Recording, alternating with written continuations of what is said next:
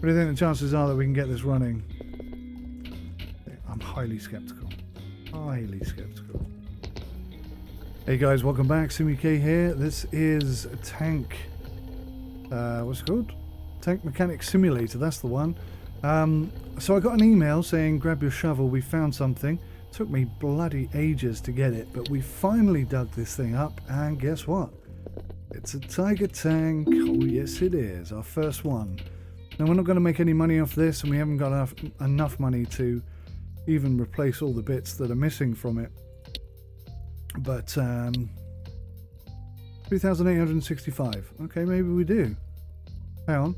17,325. Oh, I see. Do you know, I read that as the missing parts value, but it's not, is it?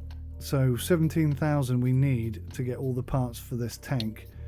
But I think what we'll do is the same thing that we did with our Sherman, is we'll get all the rust off and we'll prime it all down. We'll see what needs replacing, and we'll see what we can do. So let's do that. Let's start by removing the turret, and we'll remove the engine, and yeah, we'll just get on and get all the rust off.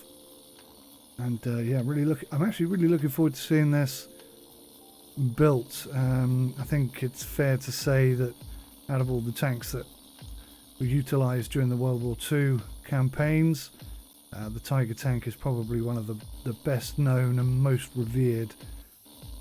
It's probably the most powerful tank at the beginning of World War II, and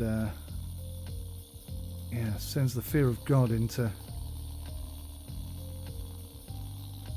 any of the tank regiment that knew of its existence or had ever seen its devastating power. I have seen some interesting videos. We've got an email, cool. Maybe that's a job coming in. We need the money. I've seen some interesting videos on YouTube of real life Tiger tanks being attacked and destroyed, and it takes some work. I remember distinctly one of the videos that I watched. The driver, or no, the captain, I think, had his leg blown off, and you can, I mean, it's not graphic, but you can see that he's in a real bad state. But yeah, tank regiment. Good God. You know anyone, like grandparents or whatever, who have been in the tank regiment, then much respect, because confined spaces, scary, scary, scary stuff. Let's get in here and see what we can do. So the Sherman is a really tight, confined little space. The T1 was the same, and by the looks of things here, the Tiger is also the same. I think the Tiger, I'm right in saying the M4 is the smallest of the three.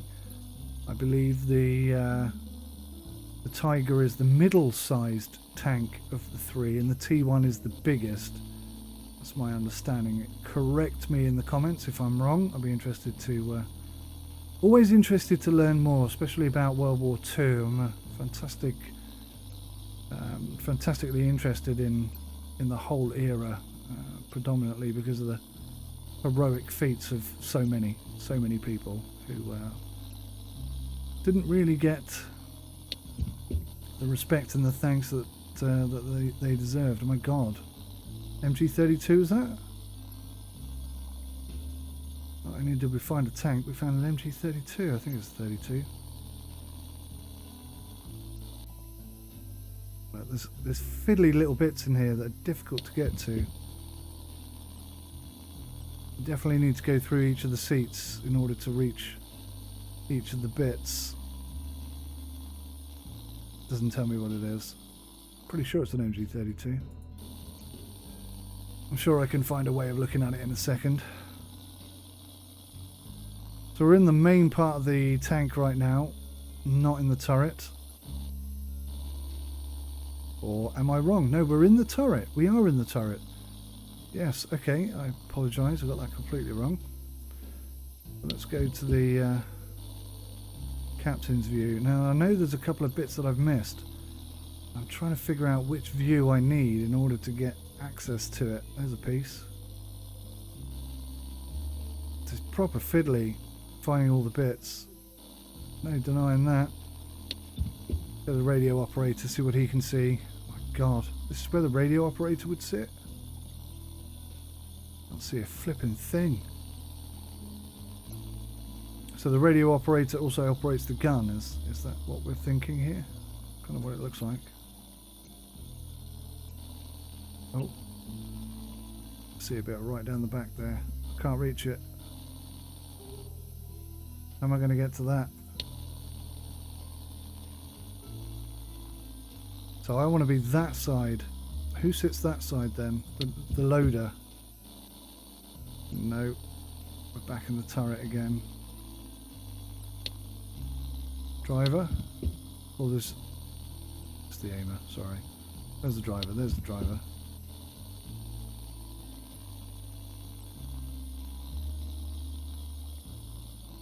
That's definitely not where we want to be. We want to get down to that bit over there. And that bit there. So it's got to be the captain. But that puts us back in the turret. I think we're going to struggle here. So I can get to it from in here.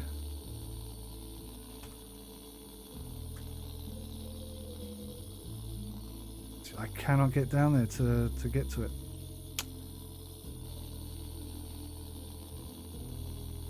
Okay, well that's the best we can do on that front. Let's continue.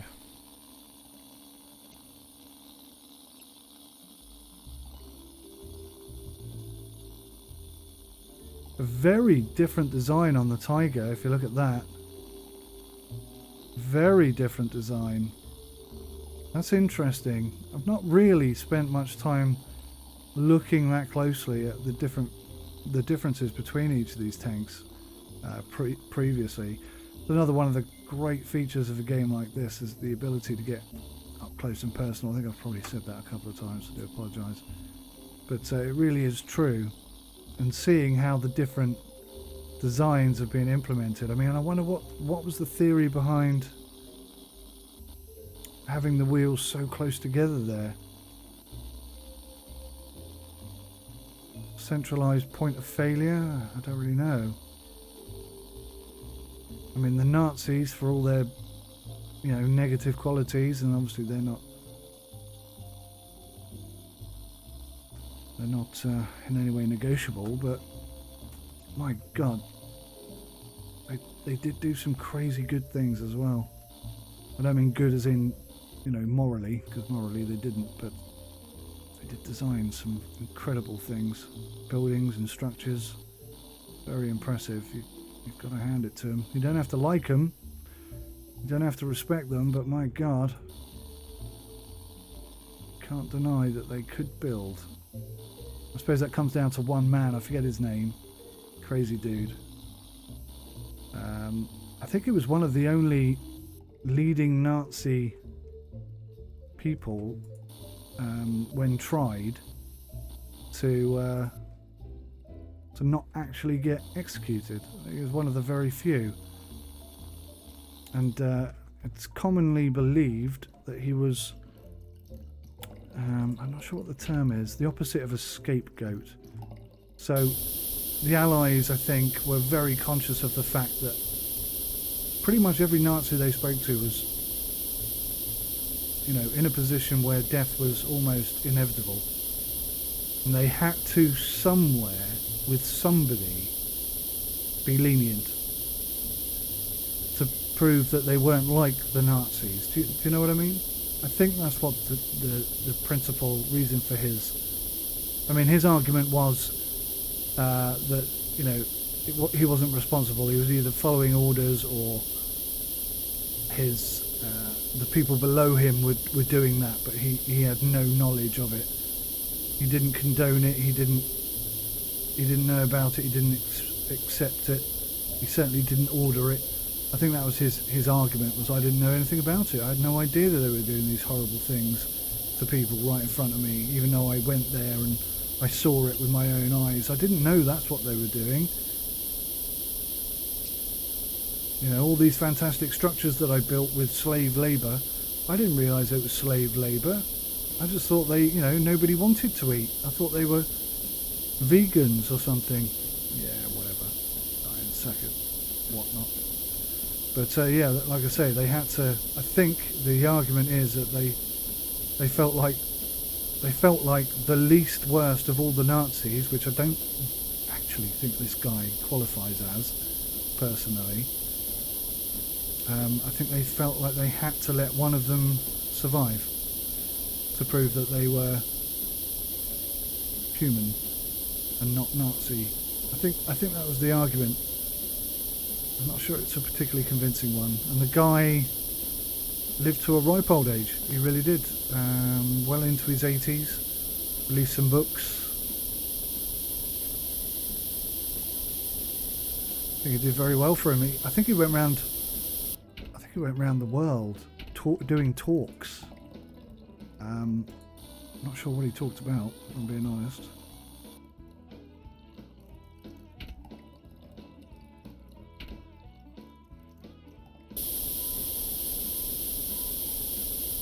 But yeah, got slightly off subject there, didn't I?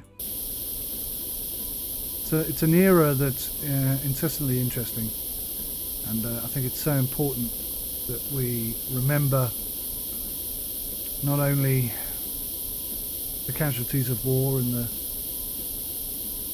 innocent people who died in war, but you know, those who fought for freedom in Europe, I guess. Fought against the fascists. The BBC actually brought out a really thoroughly interesting documentary, I guess you'd call it, recently, and I think it's The Making of a Nazi or something is what it's called. Really interesting. I learnt an awful lot, because one thing, you know, I can understand why people don't particularly want to talk about Nazis, but I learnt an awful lot about how they started, how they manifested themselves, how they went from obscurity to dominance in, you know, in German politics. And I suspect, knowing the BBC as I do, that there was some political motivation behind the making of that particular documentary. You know, they were trying to highlight the potential situation in the world with far-right political parties or whatever, but I don't think they did that, because right from the get-go, I mean right from the very beginning, Hitler and Nazis were, well, Nazis. They were nasty. They were always twisted, nasty what's-its. Didn't just suddenly happen. It was there right from the beginning, in every sinew, in every moment. All it did really, I tell you what it did, all it really did for me when I watched that video was highlight, I'm not even talking about the game anymore, I'm just chatting away. All it did really for me was highlight how the political, what do you call them, the elite, you know, the people who are supposed to be respected, lord this and lord that. It was those people who, well, for want of a better word, enabled the Nazis to exist. So because they thought they could use the Nazis to gain political power, unbeknownst to them, they unleashed the beast, as it were. It's because, you know, a highly respected person was trying to do something to further their own political career, that the Nazi Party existed. If they hadn't have done what they did, which is basically get Hitler out of jail and invite him to work with them to try and overthrow another political party, if they hadn't have done that, the Nazis would not have existed, and World War II, I suspect, would not have been a thing. Can't guarantee that, of course. Alright, let's prime this bad boy. Let's prime it all up. Definitely worth a watch though. Very interesting. Very interesting. And I went to the the War Museum in London a couple of weeks ago with a friend of mine as a birthday present, which was really cool. If you happen to be watching this, thank you very much, mate.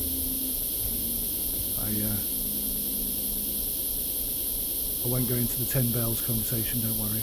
Michelle is a safe secret.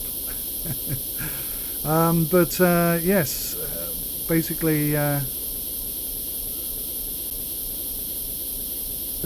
were shocking elements, obviously, in the War Museum. The Jewish floor, which is not what it's called. I forget what it's called. The Holocaust floor.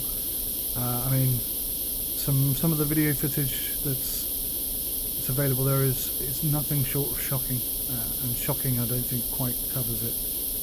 It's horrific, horrifying. Some of the things that you can see in there. It's certainly not a place for children. The rest of the War Museum is a very interesting, very touching, emotional kind of experience, and probably worth children seeing. Maybe sort of older children would be able to go to the Holocaust floor and deal with it, but certainly if you're taking youngsters, I would avoid that floor. You might agree with that, you might not, I don't know, but I really think you should avoid that floor. A warning to you, because they will, if they're not traumatised by it, they will be asking questions, and that will traumatise everybody. I assure you, some of the things that you can see in there. But getting back to the mechanical side of things, which is what this is meant to be all about, I do apologise. There's some, really interesting stuff in there. There's uniforms, there's weaponry, there's videos of the times. I think that probably my favourite bit is to see the people of the time, not actors, not messing about, just being in the moment, and you'd be surprised how upbeat and jolly they all seemed. You might think that was never the case, but I've seen other videos and people talking, and they say it's like a brotherhood, it's like a family. And sadly enough, when the war was over and they didn't have that sort of camaraderie anymore, people went back to their normal lives, and I think the truth of the matter is that their normal lives were not as good, which is crazy. It says a lot about Britain in that era, I guess. Being in war is actually better than being at home in peace. It really does make you think, doesn't it? It really does surprise me. Anyway, all right, we're nearly done here. Get the turret all spruced up, looking lovely jubbly. I'm not sure there's much I can do with this. I might be able to put the tracks on, the wheels on. Financially, we're not really in a position to do much more than that, I wouldn't think. Look, we missed a bit here. First time I'm doing the Tiger tank, so I'm not sure where all the little nooks and crannies are. There are plenty, as there are with all of the tanks in this game. Nooks and crannies galore. Let's try and get in there and get a spray on as much as I can. See a piece there that he's doing. Little piece there at the back. And the hatch there, I don't know if you can see it. Trying to blast that from here is not easy. Right, so that needs doing. I think it just needs sanding. We'll see in a second. Oh yeah, perfect. Just missed it with the sander. Right, so that is primed. Wow, what's that tiny little bit? Oh, it's like a foot peg or something. What is that there? Don't know. Right, okay, so this is our tank, so we're going to go full hog. We're going to do every single little bit. We're going to get it back to 100% mint condition. It's going to take a while because we need a lot of cash and not a lot of parts. It's not going to happen in this episode, but we're going to prime it up and see if maybe we can put some wheels on it, some tracks on it. I mean, if we can do what we did with the Sherman and get it to the point where we could start the engine, that would be superb. But that's quite an ask.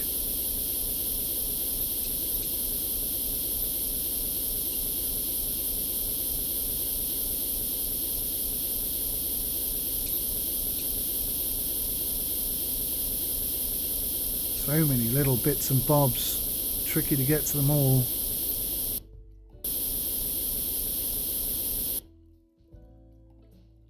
We've done a pretty good job there. So we missed some bits on the outside here.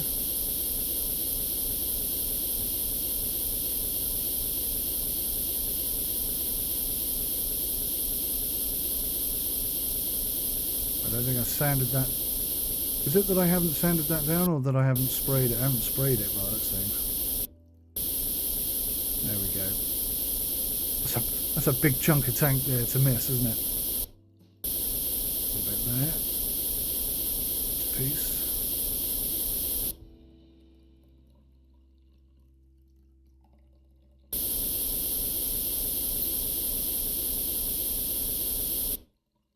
Okay, I think we're pretty much there on that. Now for the easier bit. Actually, I don't know why I'm spraying it green. I should have left it primered, shouldn't I? That's what I should have done. That's what I did with the M4. That's what I should have done. I've started it now. I've started to finish, said Mr. Magnuson.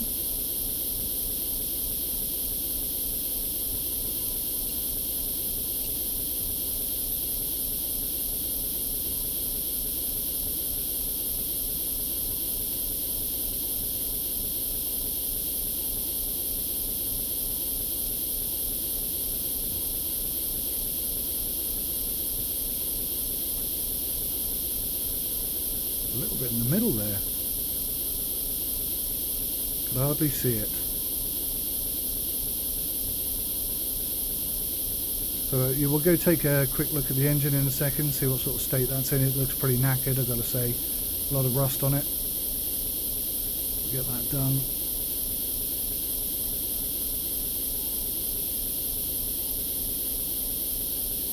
I've noticed also a bit of camouflage. So obviously at the moment we're just painting it in this basic colour, but I have seen a lot of camouflage, and I think maybe, you know, I've said in the very first episode how they look fake when they're sort of restored like this, and I think they look fake because you know, I realise now I think they look fake because they have no when they have no camouflage on, because I think that's the difference. In every video that you see of World War II, pretty much, for the most part, they are camouflage. So yeah, I suspect that's what the issue is for me. And in the full release, I'm sure you'll be able to do that as well, but here we are in this particular state, and that hasn't been primed properly, it looks like. Yeah, I missed a few bits, but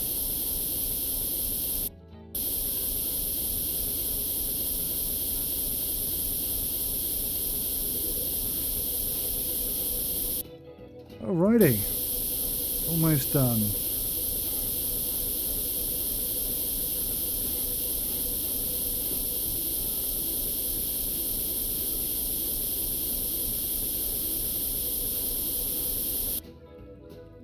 Beauty. Beauty, beauty, beauty. Alright, so let's get the old rust gun out. So state this engine's in. It looks like it's missing quite a few parts.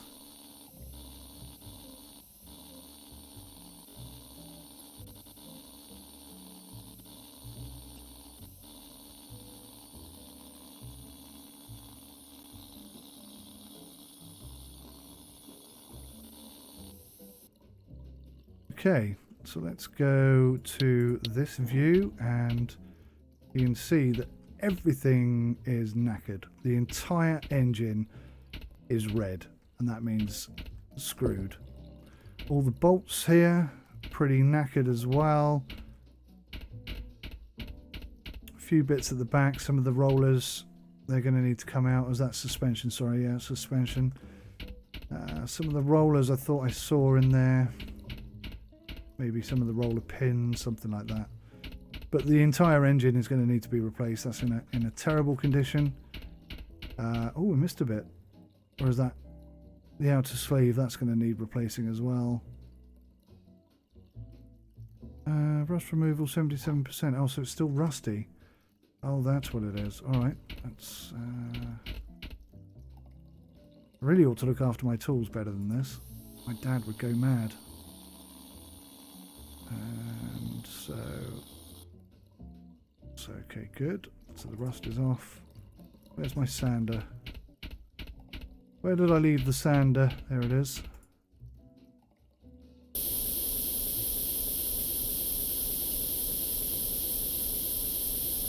Okay, so it's in a semi-good state.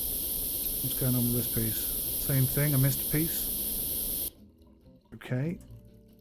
And where's the paint gun? Is that it? Put it on primer mode.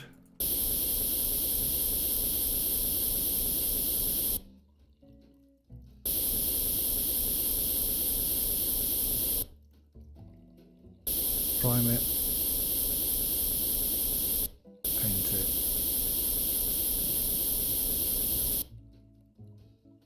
Beautiful. Alright, let's put this back together. Oh, these radiators are knackered, aren't they? They're going to have to come out. Radiator cap. Radiator, radiator cap. Radiator.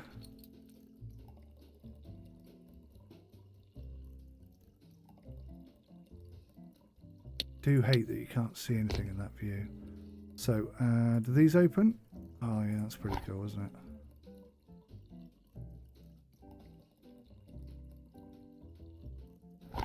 Is this open? This vent cover? It looks like it should, but I can't get it to do it for whatever reason. Maybe it doesn't. Okay, no problem. We'll take this out. Or not. What's going on here? Come on.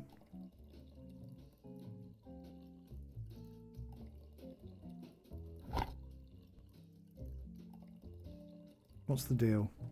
Something needs to come out before that can. Is that what you're telling me? This. I couldn't see it because the because the thing was in the way. There we go. All right.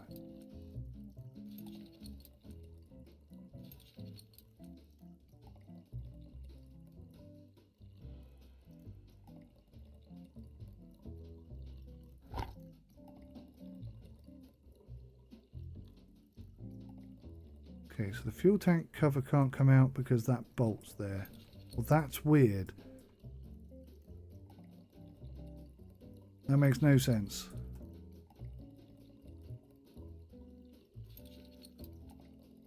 The tow rope had to come out. Okay, I get it.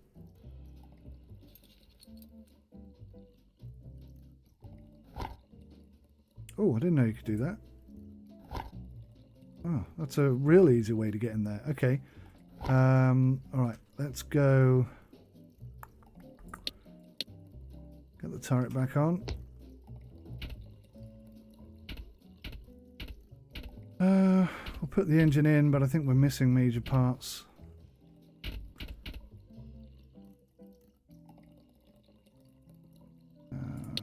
Engine, we'll stick it in for now. So, we're going to need quite a few bits here.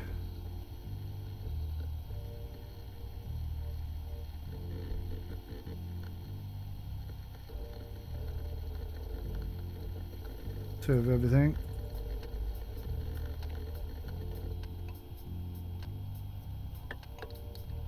Okay. 4,000 just for that. Goodness me. Oh, weird. You get a top and a bottom with this one. That's 2,500. Wow. Not cheap, huh? I also need the radiator stuff.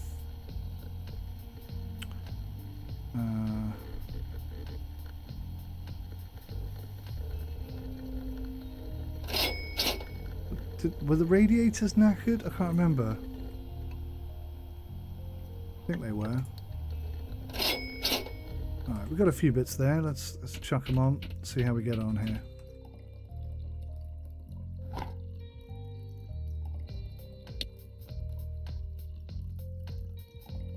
Torsion bar. I don't think we have a torsion bar, do we? No, we're going to need that. That's quite an important bit.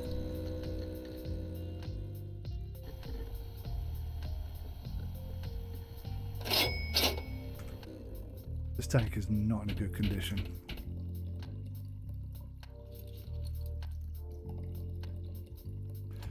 Yeah, we're going to need suspension. This is going to be very expensive, this suspension.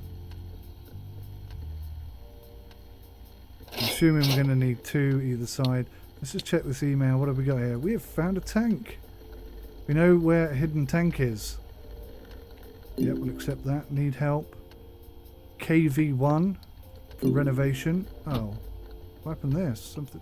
I bet that's just swapped my tank. Oh, version 6 Tiger. High repairs. 58,000 potential money. Oh, there's no free tank slots, of course, because we've got 2 now. Shish kebab. Okay, let's get stuff on here.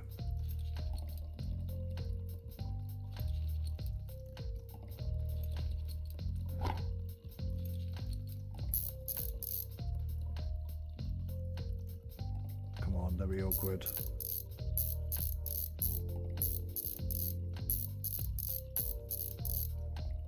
You're not moving. You're making the noises like you are moving, but you're not.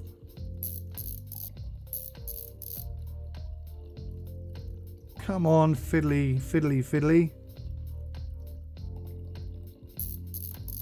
God, you're awkward.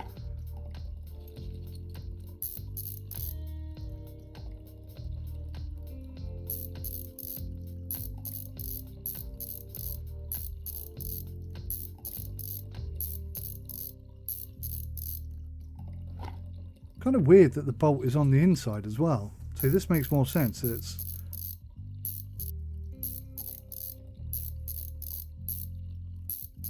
I'm not sure those bolts line up properly with the piece that we're putting on. Christ, we need more road wheels. And what's this? Double wheel spacers.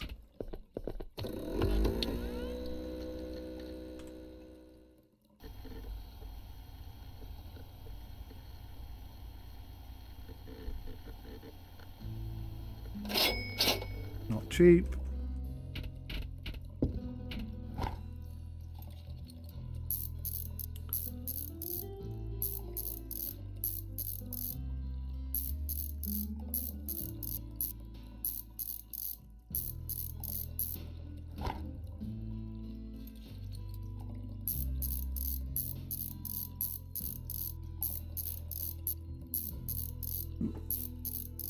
Excuse me, a little bit of a burp.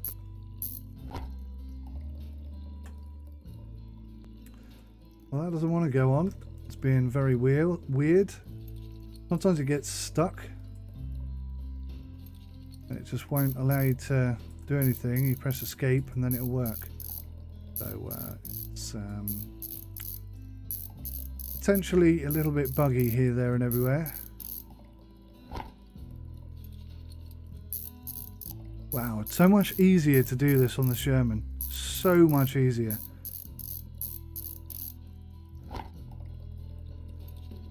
See, there's something I never thought about before playing this game, is how much easier it is to repair one type of tank over another. It's weird how you got a top and a bottom to this and not individual track belts. do find that quite strange. Not sure why they've designed it that way. Obviously that makes no sense in the real world. Maybe it's a corner cutting thing for them. So we rebuilt pretty much the entire side of that. If I get a mud guard, then that's, you know, 90% done.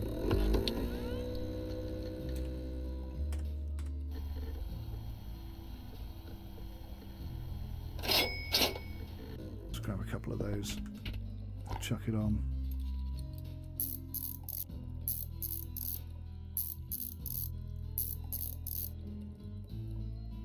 Awesome. Looking more and more like a tank every moment, isn't it? Alright, see if we can do the same this side. We know how hard it's going to be. Lots of bolts. Lots of fiddling about. Lots of awkwardness.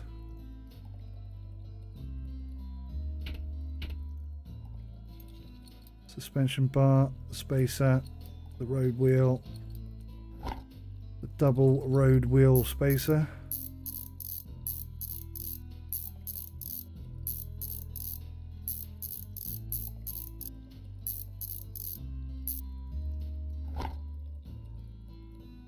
Oh, we've got no road wheel left.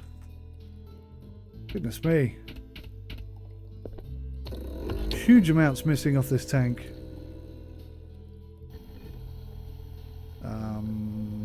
Are they all the same? They're not, are they? I'm just going to get 2 of each.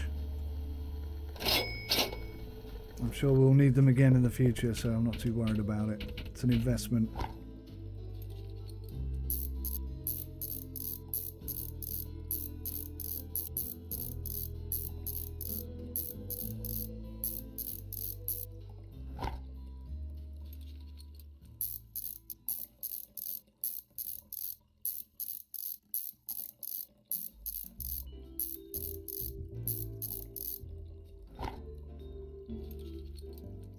Oh, we've got some lift music on now.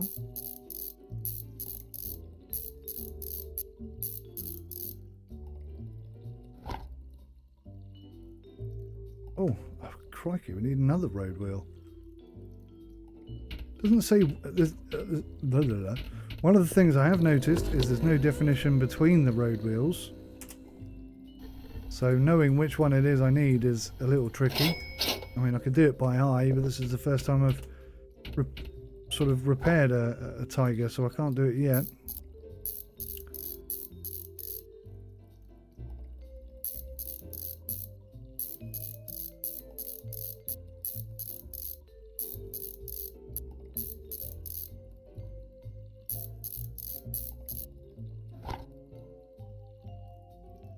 Oh, son of a gun. So it's the big ass outer wheels that I'm lacking now. Must have about 20 wheels, none of them are the ones I need.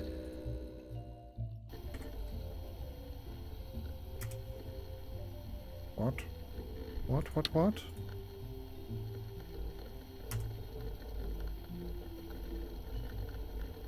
Weird. So ROA doesn't return anything but ROAD does. I must have done something wrong there. So I'm thinking this one, I don't know. I really don't know which one I need.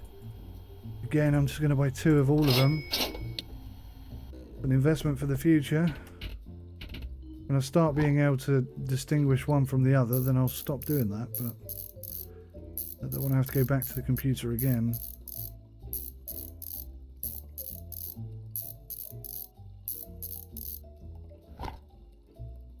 Good job I did. Didn't expect there to be an extra wheel. So it's like double wheel, but like split. I mean, that looks so complicated, doesn't it? That whole... From my perspective, and I'm not an engineer, and I know nothing really about tanks at all, but the way that they've done the wheels here, surely that's more likely to have problems. The Sherman tank design, in terms of quick repairs, leaps and bounds ahead of this. Really going to have to, if you happen to know why they designed their track runners like this, because this just seems ridiculous. Obviously they didn't do everything right, did they? Some tracks, need some more tracks. They were not infallible, obviously. Double tracks. We don't need 2, but I'm going to grab 2. We've got a spare.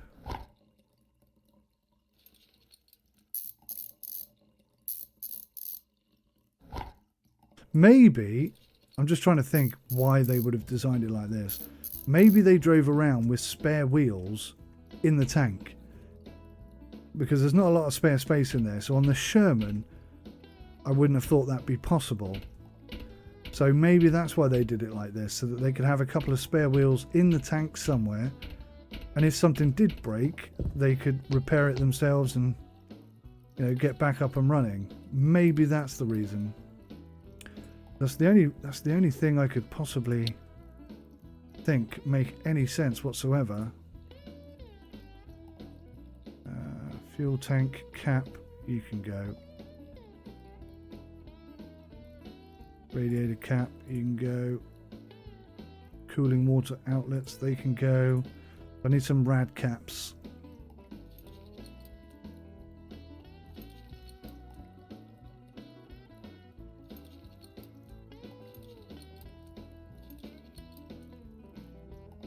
Oh, what's this? The engine cover.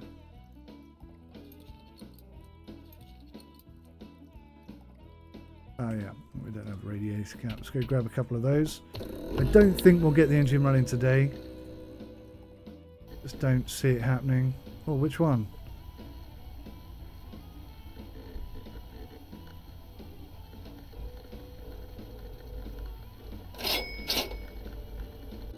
Less than 500. Not too bad. In the world of tank... Oh, I didn't get the engine cover. In the world of tank rehabilitation, that's not a big expense. It's got to be that one.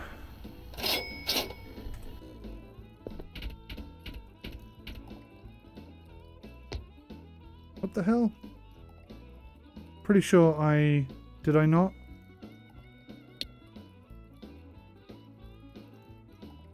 Yeah, I did buy new radiators. God damn this game.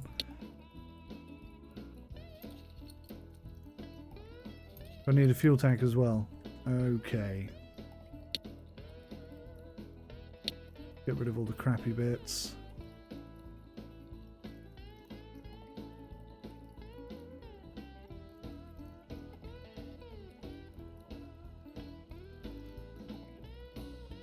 So we're going to need a fuel tank. That's not a problem. We can get one of those.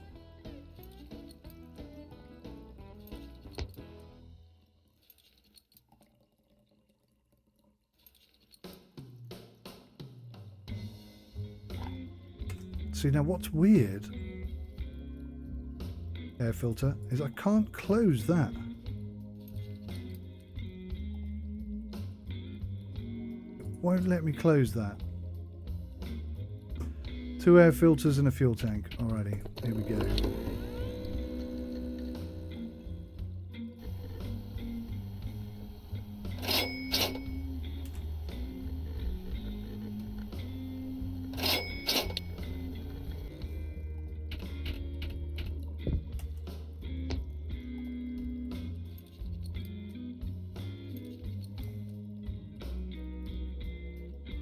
Yeah, I don't have any fasteners. Okay.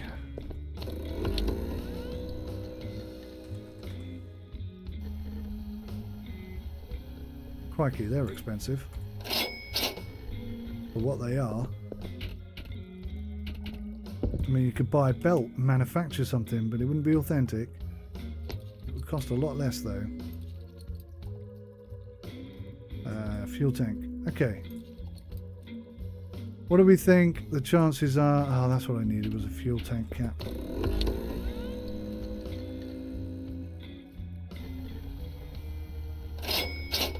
What do you think the chances are that we can get this running? I'm highly skeptical. Highly skeptical. Overlooking here. There we go. Alright. Attack status menu, start the engine, go from left to right. Can see a whole bunch of pipes and stuff that's missing. Oh, that's how you swap engine sides. Okay, I've just learned something. Right click to switch between the engines, between the refuel things. That's handy. That's the first positive thing I've had to say about the UI.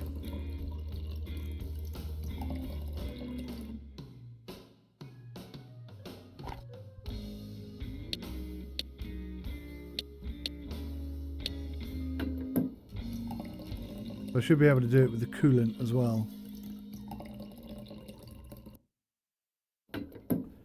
That makes life a lot easier.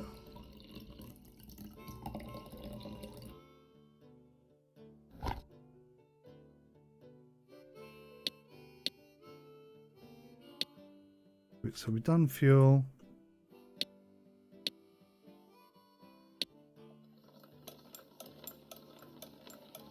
Will she start? Engine motor shield is not assembled.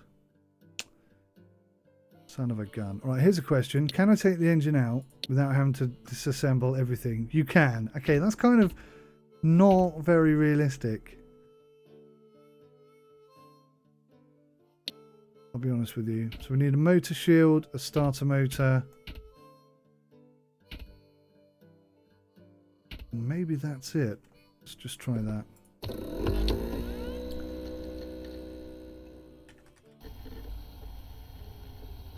Which one? Buy one of each.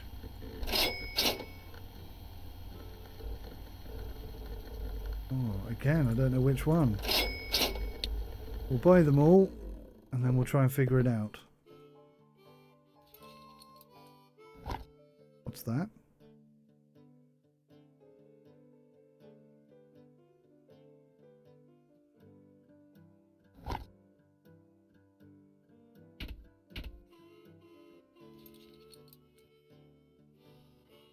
Vibration damper. Okay. Wrong thing. Vibration damper. So I guess the vibration damper was added to the engine to... It must have been like shaking itself to bits, I guess.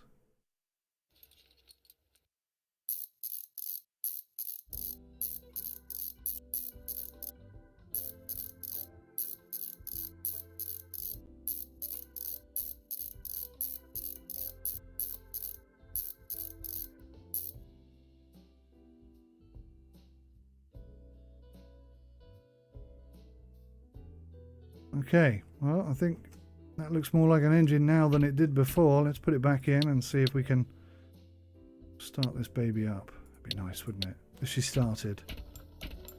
Come on, girl. I don't know what you need. Tell me what you need. Way! She's alive! That's more like it. Engine noise. That's brilliant. I am ecstatic. I'm a bit peeved that I can't shut that flipping... I wonder if it's because that's on. Let's just take the turret off. Can I close it now? Doesn't look like I can close it. I think it is cream crackety. Cream crackety knackety. Okay, let's get the turret back on. Have a look-see here at the tank analysis. Now worth 36,000. That's a massive improvement. So we could sell that now and make a profit, I guess. But she started up. That's brilliant. I'm so ecstatic about that. That's really awesome. Really super awesome. And everything's still locked. Can I unlock anything, please? Doesn't even tell me how I can unlock stuff. Oh. Let's do something cool with my office. Well, you can't do anything cool with the office because there's hardly any options. Alright, let's go for that. It's pretty standard. Got a choice of 2 posters.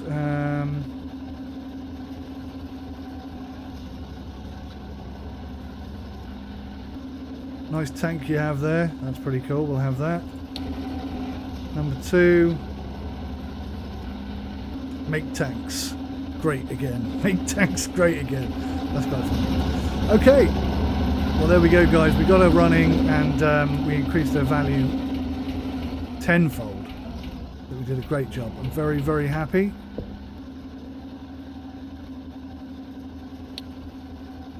Oh, you can do it that way as well. That's awesome. I guess you can swap turrets between tanks and all sorts of crazy shenanigans. But yeah, that's really awesome. There's a lot to like here, as there are with all of these games. They all have the same problems. Oh, fuel tank cover. Can I just get that as the last thing?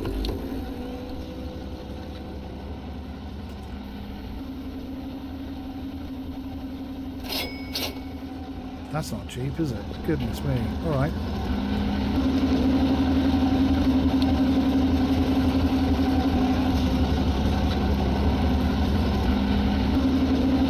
Fuel tank cap. Oh, man. Fuel tank cap. Right, let's get it, let's get it, let's get it.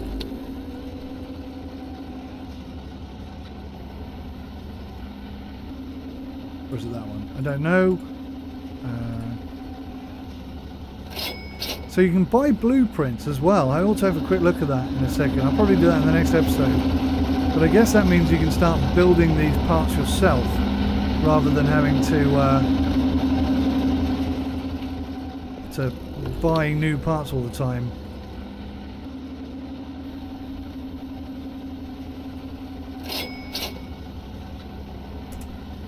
I'm going to grab a couple of those as well whilst I'm here.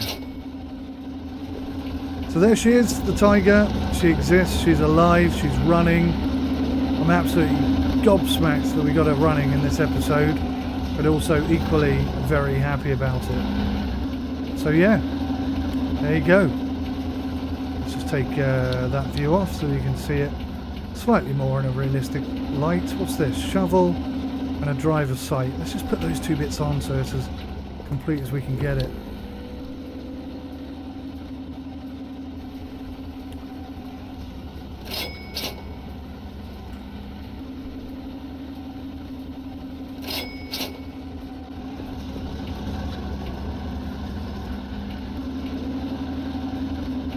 Fantastic. Really looking the part now. Brilliant stuff. Okay guys, that's it from me. Thanks for watching. Take care of yourselves. Until next time, goodbye. Why wouldn't you close? God damn it.